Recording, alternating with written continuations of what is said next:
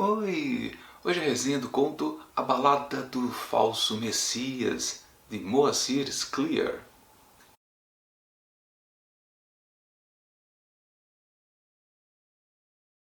Dois judeus estão a bordo de um navio vindos da Ásia Menor em direção aqui para o Brasil. Só que o restante ali dos passageiros estranha a presença dos dois. O capitão inclusive informou que eles têm até posses, tanto que estão na melhor cabine. Mas fica a pergunta no ar: se eles são ricos, para que estão num navio de imigrantes indo a uma terra de oportunidades em pleno 1906? Outro motivo de olhar torto por parte de todos é que são judeus da Palestina, enquanto que os demais são judeus vindos da Rússia. Então digamos que eles não se entendem muito bem, mas os dois, chamados Zabtai, Zevi e Natan de Gaza, até que com o passar dos dias conseguem se associar com os outros. Principalmente o Natan, que tem um discurso maior, é mais oratório, enquanto que o outro, Zabtai, é mais reservado. Mas mesmo entre os dois amigos também há algumas rusgas, e Natan meio que desmerece a terra de origem deles. E Zabtai tenta defender, brigam e acabam às vias de fato ali em pleno convés. Depois desse incidente, os dois se recolhem à cabine durante dias, até que depois, numa noite, surpreendentemente, Zabtai se joga no mar e com muito custo conseguem resgatar ele. Segundo Natan, ele estava apenas nadando. O detalhe é que ele estava nu, completamente nu, e alegava que estava apenas se purificando. Claro que todos os outros passageiros ali consideravam apenas um turco muito do louco. Mas eu paro de contar a história por aí, enquanto o pessoal vai se dirigindo ao Brasil, para não estragar a experiência de quem ainda pretende ler este conto. A Balada do Falso Messias foi publicada por Moacir Scliar em 1975. Esse autor nacional que publicou de tudo: romances, crônicas, contos, ensaios e muita literatura infantil, uma obra extensa, mais de 60 volumes. Talvez por causa disso foi agraciado como um imortal da Academia Brasileira de Letras.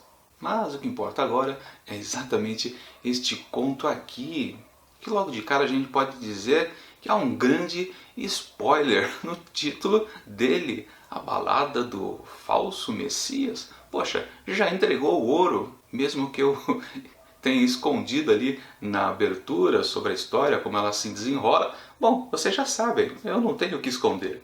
É isso que vai acontecer, vai aparecer um falso Messias quando chegarem ao Brasil. Bom, tá, isso é um spoilerzinho.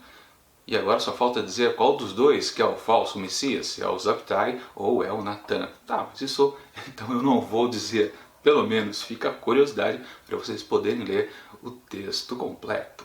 Um ponto interessante é que quem narra o texto não é nenhum desses dois judeus. Na verdade, é um dos judeus russos que estranharam a presença dos dois ali dentro do barco. E, de certa forma, ele acompanha essa trajetória de um desses dois aí que se torna o tal do falso Messias. E, basicamente, é só isso do que se trata este conto.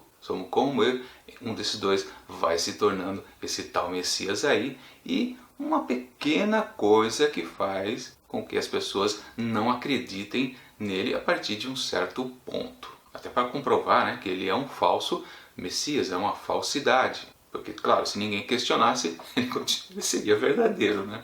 Agora, só para comentar uma coisa que eu disse no vídeo de ontem, tanto aquele quanto este são textos que tratam da religiosidade. Se ontem tínhamos uma fervorosa católica que não acreditava numa resposta divina especificamente para ela, mas desejava para a família em si, ou seja, de alguma forma ela duvidava do Messias, temos aqui neste conto o pessoal que acredita sem provas, até que surge alguém para desdizer e pôr em dúvida tudo que era acreditado. Mas mesmo com essa discussão de se ele é falso ou verdadeiro, o texto do Scliar não se aprofunda muito, ele apenas narra os fatos sem muita paixão, eu diria, como só se estivesse contando um caos. O narrador ele não passa por grandes questionamentos por causa desse falso Messias. Ou, explicando melhor, nem quando ele ainda é tratado como passageiro estranho, quando ele começa a se tornar alguém importante, quando vira um Messias e quando é desmistificado. Ou seja, nos 4 momentos, parece que não incomoda muito o narrador. Exceto quando é apenas um passageiro não muito bem visto pelos demais. Mas é pouco.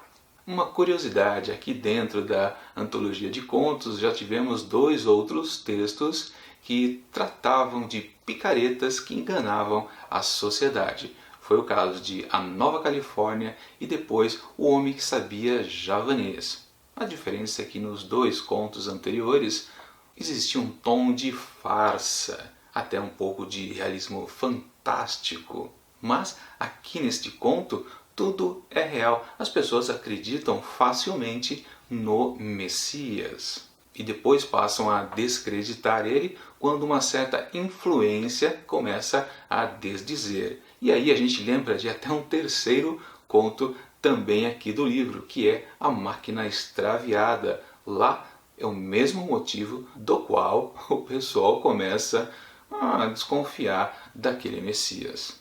Ou seja, tem muitos contos que as temáticas são bem parecidas. E é sempre interessante ver como as abordagens são semelhantes, mas também tem umas pitadas diferentes.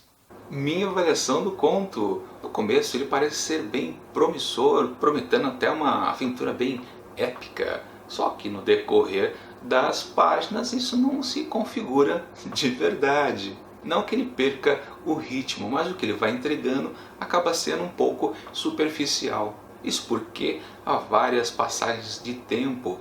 Podemos dizer que quando tem o desfecho se passaram décadas. Então a vantagem do narrador não ter enrolado muito, dando muitos detalhes, compete com o fato de também deixar tudo por cima, deixando aquela sensação de poder ter sido mais.